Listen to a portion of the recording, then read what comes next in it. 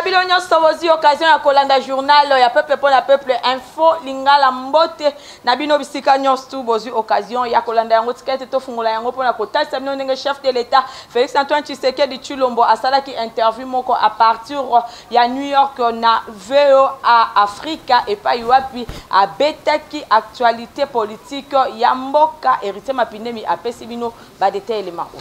Chef de l'État Félix Antoine Tshisekedi Tshilombo na séjour na New York kuna les États-Unis d'Amérique pour la 76e Assemblée générale des Nations Unies a accordé une interview na confrère ya VOA. Chef de l'État Félix Antoine Tshisekedi Tshilombo a pesi makanisi na ye par rapport ya dossier ya actualité ya République démocratique du Congo. Batuna qui est mingi likambo etali plateforme et confession religieuse ndenge bazali ko trouver consensus te. Chef de l'État a talisi alobi ezali musala na bango ezali musala na yete ye en tant que chef de l'État azana d'injonction ya kopesa epai na bango te alakisi petina aboyaki koyamba ba confession religieuse FENCO pe ECC ezalaki mingi pona kotalisa impartialité na ye pe aboyi kopesa ba injonction epai ya mutu moko alobi soki ayambi de confession religieuse pona ko appuyer position na bango 6 bakoloba nini to pe soki ayambi 6 pona ko appuyer position na bango e kozala ndenge nini chef de l'État asengi na Assemblée nationale ayeba na ko interroger plénière pamba te plénière azali bongo souveraine na tina wana chef de l'État alobi akoki kozala responsabilité soki ngonga yango ekoki kasi pour le moment ba chef ya ba confession religieuse bazali batu ya mayele bazali batu ya bwanya esengeli bayeba na koza solution dossier mususu ezalaki bongo likambo ya loi sur la congolité proposition ya loi ya Noël Chani oyo ezalaki bongo endossé et pas ya honorable Singi Pululu pour le chef de l'État Félix Antoine Tshisekedi Tshilombo alobi proposition ya loi oyo ezali inopportune ezali priorité pour na mboka te pamba te mboka oyo ebebisamaki tango molai ezali pe batu babotami na ba papa pe ba mama congolais bango nde babomi mboka pona ko diriger mboka ezali critère moko ya malonga te kozala na papa pe na mama bango mibale bazala ba congolais na tina wana numéro 1 ya RDC Félix Antoine Tshisekedi Tshilombo abwakisi proposition ya loi oyo pe alobi esengeli kokende na makambo oyo ezali essentiel pour na développement ya mboka wana ezalaki résumé ya maloba chef de l'État Félix Antoine Tshisekedi Tshilombo alobaki par rapport ya interview oyo asalaki na ba confrère ya VOA Africa kuna na mboka New York les États-Unis d'Amérique. C'est qu'il y a comme une certaine frange de nos compatriotes qui souhaitent l'échec de l'état de siège, alors que ça doit être notre affaire. Discours ya chef de l'État na tribune ya ba Nations Unies pour na compte ya 76e session ya Assemblée générale en décembre Lukonde Kenge premier ministre a retenir 4 points bolanda ba détail. Discours ya chef de l'État na 76e session ordinaire ya Assemblée générale ya ba Nations Unies Sama Lukonde Kenge premier ministre a retenaki 4 points oyo balobaki yango pe na 21e réunion ya conseil des ministres na rendez-vous wana na communication na ye chef ya gouvernement Jean-Michel Sama Lukonde Kenge abordaki makambo nyonso oyo etali discours ya chef de l'État 4 points ezalaki retenu mingi participation ya président de la République na 76e session ordinaire ya Assemblée générale et Organisation des Nations Unies. Premier ministre a rappelé qu'il y a membre et gouvernement ba grande ligne ya message ya chef de l'État oyo articulaki yango autour ya 4 points. Situation sanitaire internationale marquée la pandémie ya COVID-19 et les soucis ba effet sur le plan humanitaire et économique. Pays à économie mondiale, situation politique na Afrique et na République démocratique du Congo en particulier, ba perspective économique na mokili na Afrique et na République démocratique du Congo, situation sécuritaire na Afrique et na République démocratique du Congo, a souligné que chef de l'État Félix Antoine Tshisekedi Tshilombo a salué ki ba effort oyo ezali bongo entrepris na ba État africain pour na lutter contre pandémie ya COVID-19 oyo ezali ko emporter batu ebele na tina wana ezali pe ko perturber fonctionnement ya économie mondiale pour na oyo etali retrait progressif et responsable ya MONUSCO conformément na résolution 2556/20 ya Conseil ya sécurité ya ba Nations Unies chef de l'État a rappelé souscription ya République démocratique du Congo na plan ya transition oyo ezali bongo élaboré na tina wana elongo na comité conjoint RDC MONUSCO en collaboration na société civile. Premier ministre Jean-Michel Sama Lukonde Kyenge a côté en œuvre couverture ya santé universelle dans la République démocratique du Congo et zalaki tina ya masolo ba betaki weekend eleki elongo na conseiller ya chef de l'État na makambo etali bongo couverture ya santé universelle Hérité Mapinemi a pesi bino ba détail ma Premier ministre Jean-Michel Sama Lukonde Kyenge a lancé bientôt couverture ya santé universelle dans la République démocratique du Congo. Natina wana elobama ki na entretien oyo asalaki samedi 25 septembre 2021 na primature elongo na conseil spécial des chefs de l'État en charge de la couverture santé universelle Dr Roger Kamba oyo ayambaki na audience elongo na vice-ministre ya santé hygiène et prévention Véronique Nkulu elongo na ba membre mosusu ya bureau international ya travail natina wana balobelaki mise en œuvre ya couverture santé universelle oyo esengeli et permettre na population congolaise bazwa accès na ba soins de santé à qualité pour na kobebisa misolo ebelete. Dr Kamba a déclaré qu'il a une interview accordée qui liboso ba panzi sango esengeli batu bayi bana kosimba programme moko majeur ya chef de l'État oyo azali kota en place elongo na premier ministre pour na oyo etali ba ministre sectoriel pe oyo ezali mingi couverture ya santé universelle programme oyo eko permettre na bato baye bana koyebisa population baza na accès na ba soins de santé à qualité sans ko bebisa mbongo ebele ndenge alobaki selon source moko oyo etalisi ke rencontre oyo ezalaki pe na bit ya ko permettre na bactère nyonso baza impliqué na processus oyo baza na même compréhension avant mise en œuvre ya programme oyo surtout que premier ministre azali kotala mingi mise en œuvre effective ya programme oyo ya gouvernement esengeli nyonso eleke pa na ye donc on a mise en œuvre ya programme oyo esengelaki dialogue po ete bango nyonso bayeba na kozala na compréhension moko na tina wana bayaki elongo na vice ministre ya santé pe bango nyonso bazalaki accompagné na bureau international ya travail pour na processus oyo dialogue oyo ekozala mingi na habitude na bango premier ministre ayambaki visite na présentation ya synthèse ya atelier na bango oyo na responsabilité makasi parce que ye aza na charge ya effectivité ya programme ya gouvernement pe ya mise en œuvre na yango esengelaki baleka epa na ye batalisi lisusu ke convocation mpona kolancer processus oyo na ndenge moko ya makasi ekozala opérationnel ndenge conseil spécial ya chef de l'État atalisaki na maloba na ye. Na somo susu osengeli koyeba ke gouverneur ya ville province ya Kinshasa Jantiningo Bilambaka akutanaki na ba responsable ya ba parti politique epai wapi azwi ba décision ebele ba détail elongo na Anemon Pupa na Hérité Mapinemi. Na masolo ya gouverneur ya ville ya Kinshasa Jantiningo Bilambaka elongo na ba responsable ba parti politique lokola PPRD Union pour la démocratie et le progrès social plateforme Lamuka pe bongo na bongo Jantiningo Bilambaka weekend eleki apesaki message moko très important na intention ba parti politique pour na kotalisa bango ke azwi mokano ba marche ekoki kosalema lisusu na tronçon ya pont Mateteti aéroport international ya Njilité. Jantiningo Bilambaka asuki kaka wana te akeiti na centre ville alobi kuna pe ekosalema te boye ba marche esengeli bana kosalema na ba terrain neutre nyonso wana apesi raison alobi na tronçon entre aéroport international na pont Matete ba embouteillage makasi ezalaka soki marche ezali organisé kuna eko perturber circulation pe eko paralyser coin oyo ya ville ya Kinshasa pambate ezali coin moko très important oyo batu bakendaka na aéroport international ya Njili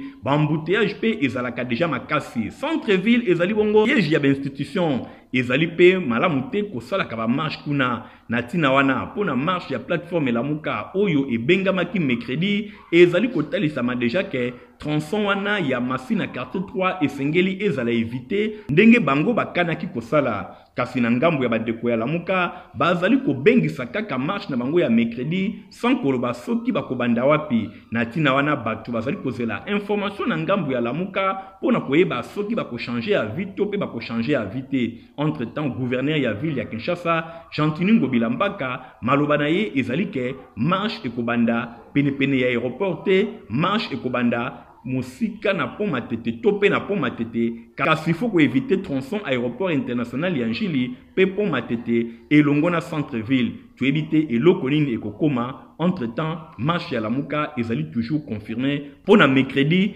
29 septembre.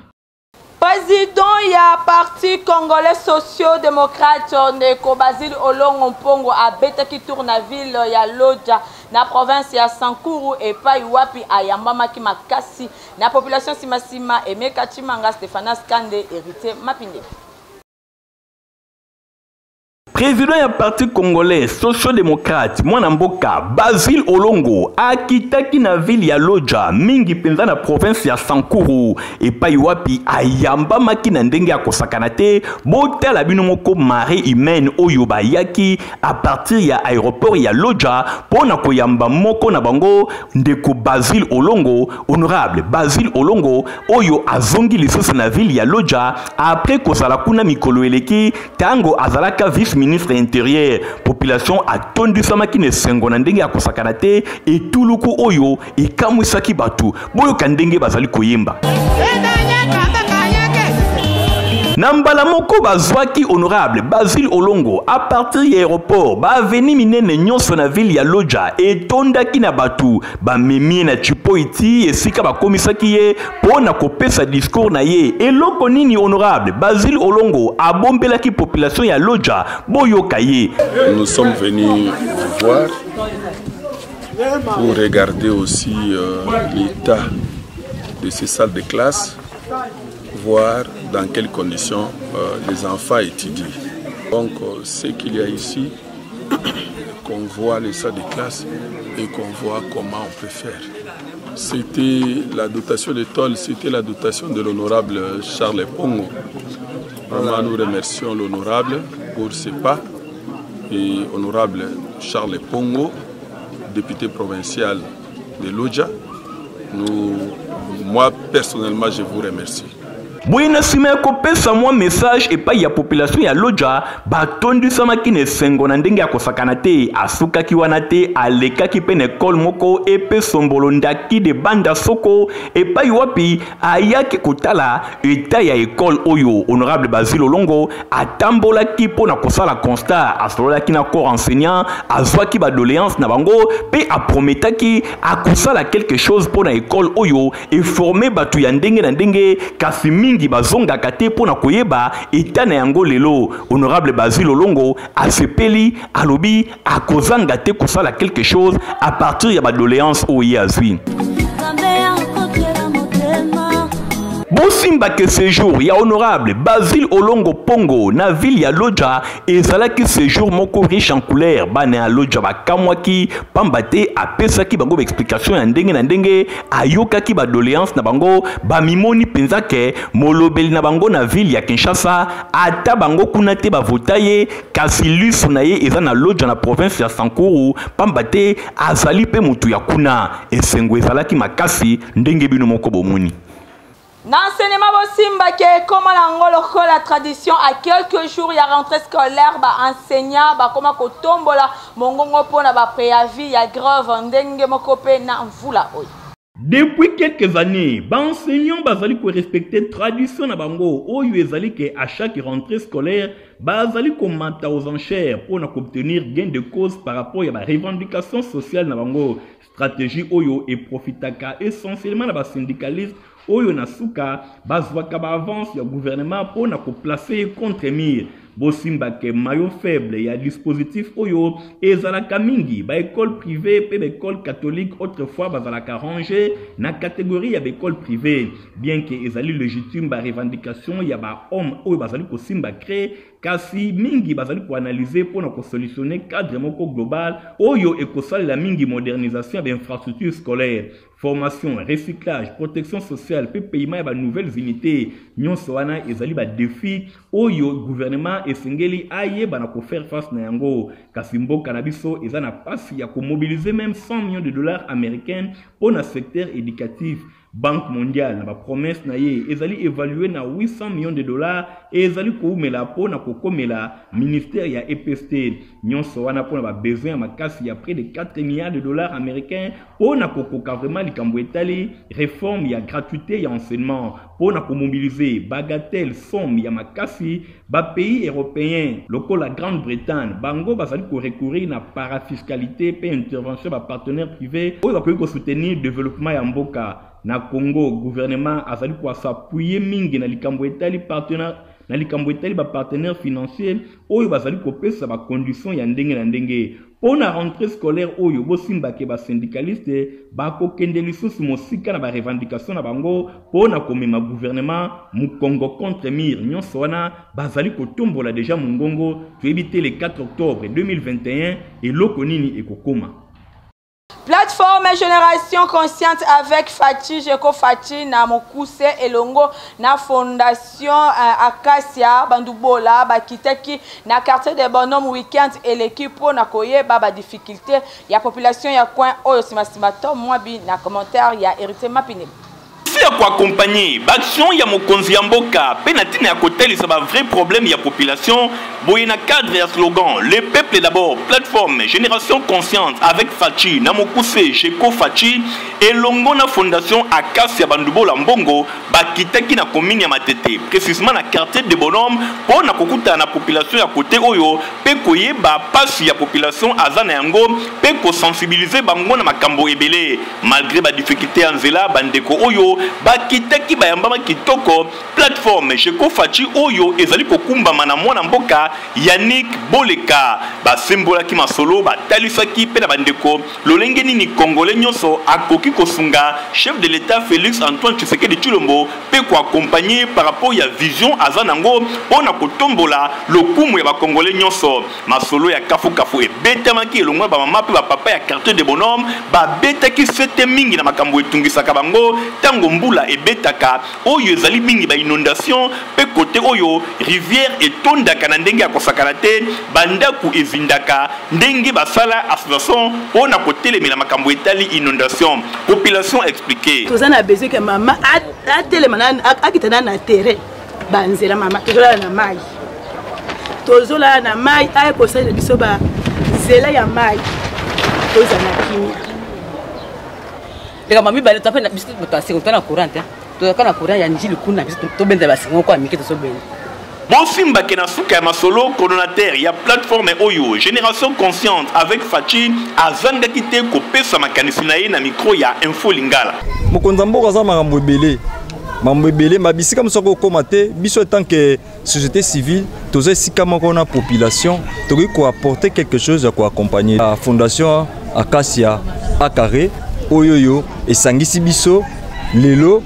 ko solola pe ko loba likambo etali et bien-être ya population. Message clair oyoyo madame Acacia Bandubola Mbongo atindaki pe apesaki biso yango awa kokutana na bandeko na biso ya de bonhomme toyoka difficulté ya mai ezali ba inondation basali plus de 4 décennies bakofanda boye mai kokota na ndaku donc mama kasabi bokende bokoma boyoka likambo yango eza nini na ba moyen mike o aza nango elongo na ba partenaire mususu bakocha maboko po ete bandeko de bonhomme bazona kimia na makambo etali mai bakonzi ya mboka pardon quartier de bonhomme na commune ya Matete ezali pe en plein centre ville commune ya Matete oyo soki bosali quelque chose na quartier de bonhomme bokobi sa population ya mopanzi oyo l'état kota likambo oyo lolenge génération consciente avec Fachi bazali kosala.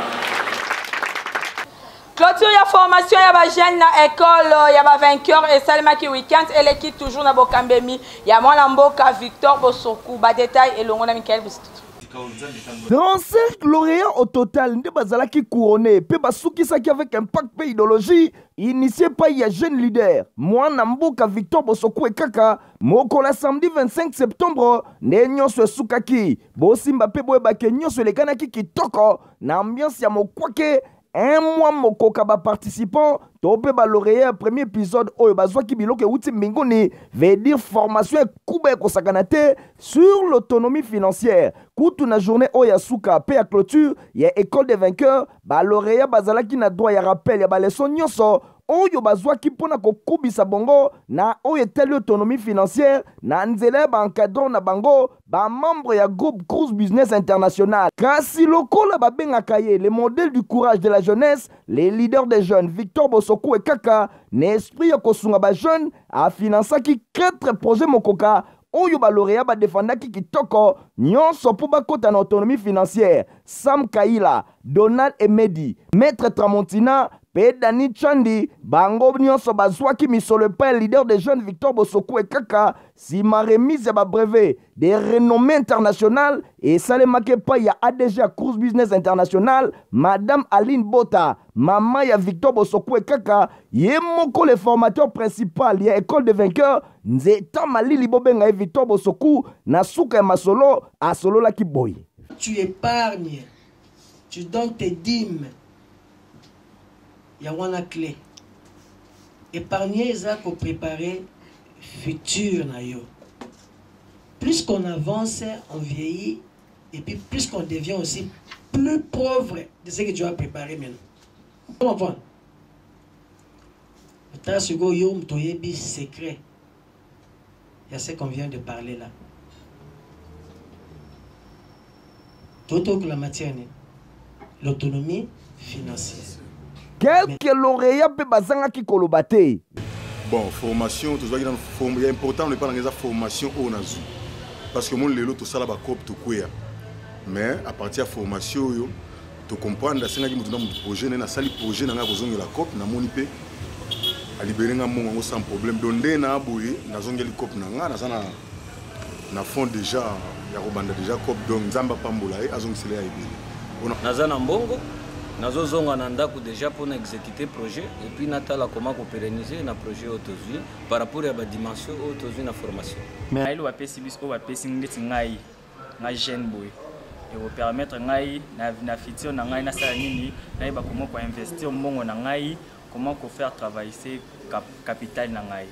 Ninyango esi la kate esili premier épisode de l'école des vainqueurs et souki kitoko ba lauréat ba remercier qui vivement ba formateur na bango ye moko leader de jeunes Victor Bosoko Kaka Alois Moli pe Mamat Dina na suka mo bange na cocktail ezanga kite pe ba séance photo pour na ko immortaliser mokolo oyo boye. Ndeko Junior Bouyibu, leader ya Bakinois à Tambola qui lundi 27 septembre na bakwa ebele ya ville province ya Kinshasa pour la sensibiliser Bakinois batinda bana na bango na kelas le 4 octobre ekoya anamoni pupa a pesibino ba détail. Leader ya Bakinois nyonso Junior Bouyibu azalaki lundi 27 septembre na terrain et pas wapi atambolaki bisika ebele na ville province ya Kinshasa pona ko sensibiliser ba parents batinda bana na kelasi le 4 octobre oyo ezali koya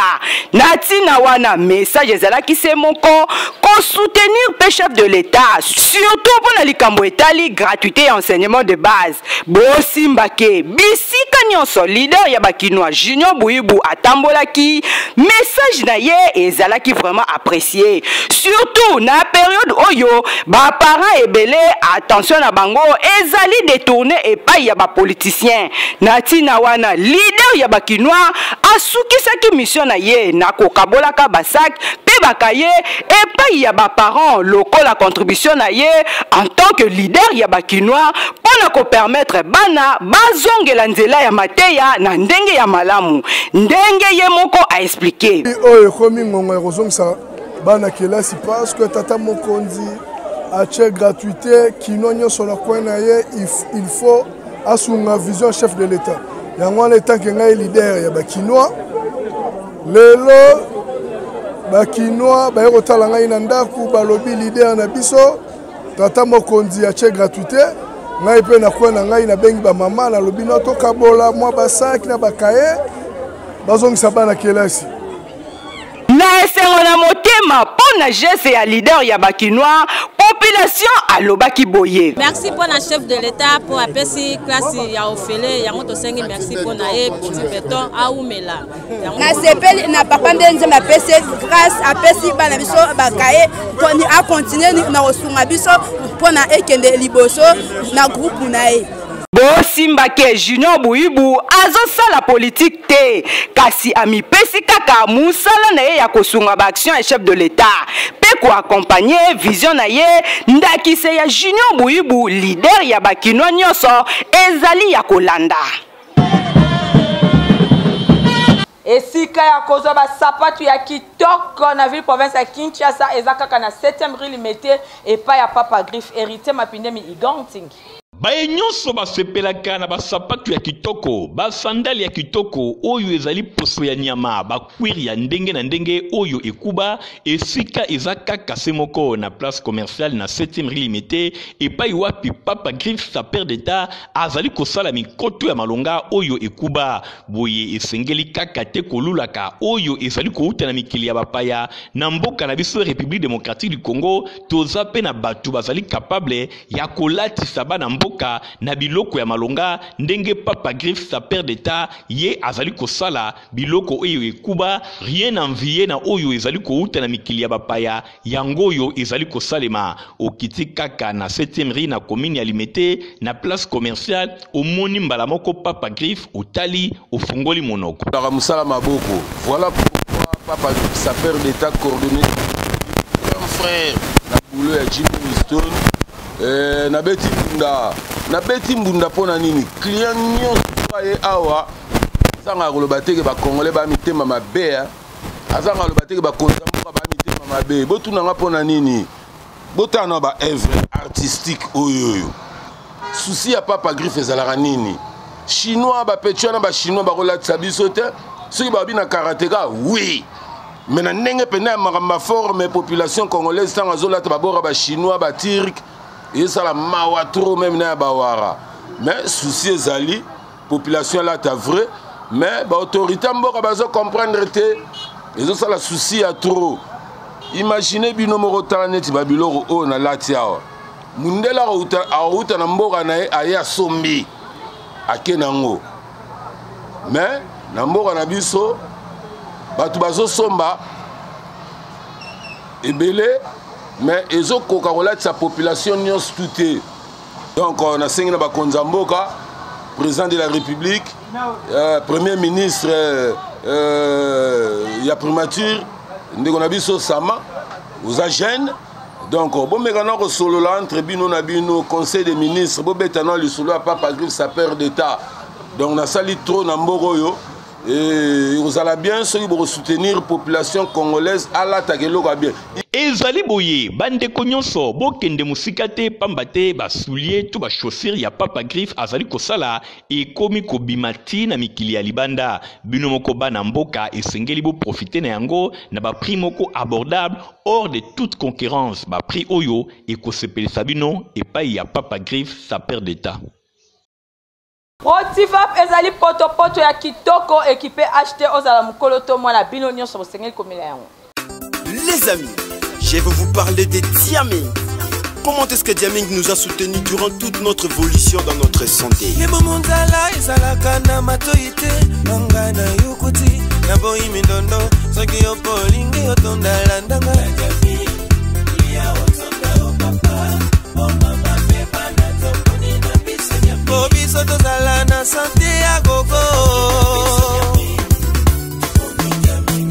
Yukuta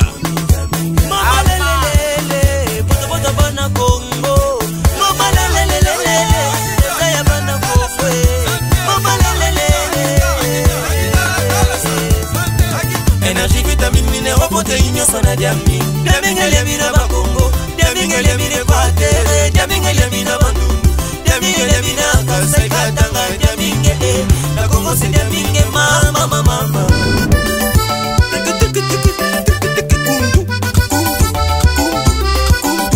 Nadia, kobotele na banga ninyo, Diaming ezali. Olingo changer bouillie, ou changer té. Banana bisuna Diaming, pas mesana. Diaming, lia otonda.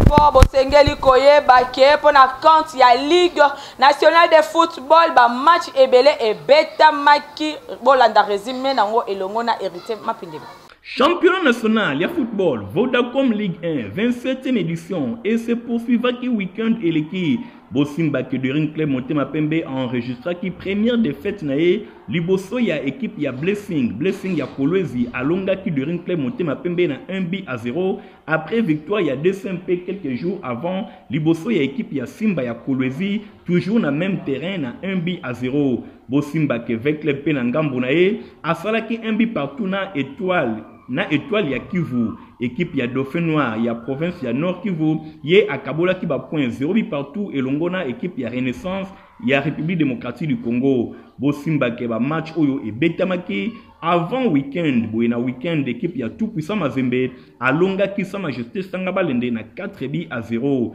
Équipe ya Saint-Éloi Lupopo ye alonga ki US Panda ya Likasi na 2 buts à 1. Boyeba match nyonso oyo ezali kobetama pona compte ya 27e édition ya Ligue nationale de football na centre technique courant en pauvre ya ville ya Kinshasa. Équipe ya AS Maniema Union a débutaki championnat na ye na victoire moko à l'arraché liboso ya AS Kuya ya ville ya Kinshasa na 1 but à 0. Bi ezalaki marqué na dernière minute. Boye équipe ya Saint-Éloi Lupopo a commis désormais na 6 points. Liboso na ye ezali bongo équipe ya Cercle Sportif Don Bosco oyo aza na 7 points. Équipe ya Vecleb aza na 4 points. Équipe ya Étoile du Kivu pe aza na 4 points. Oye championnat eko se poursuivre poso oyo na ba match ya ndenge na ndenge derby Lushwa pe eko betama entre équipe ya tout puissant Mazembe na équipe ya Saint-Éloi Lupopo ekozala bongo jeudi 30 septembre nzokande na ville ya Kinshasa. Équipe ya AS Vecleb akoyamba AS Maniema Union na stade de martyr de la Pentecôte. Merci Héritier Mapinemi pour la info. Il y a un journal où tu conseilles la biso ya onde pesinga nzela na boucler journal. Il y a peuple pour la peuple merci mingi na Anamon Poupa o ya kumbela ki édition na sima caméra. Tozala kina Igor Ting journal ezaki monté et pa na moko ingénieur Christian Kiangebeni kaka ndenge na mesana koloba. Info linga les alaka supervisé et pa na moko Héritier Mapinemi bande ko botika na malamu ngala bino to kutani moko na lobby. Au revoir.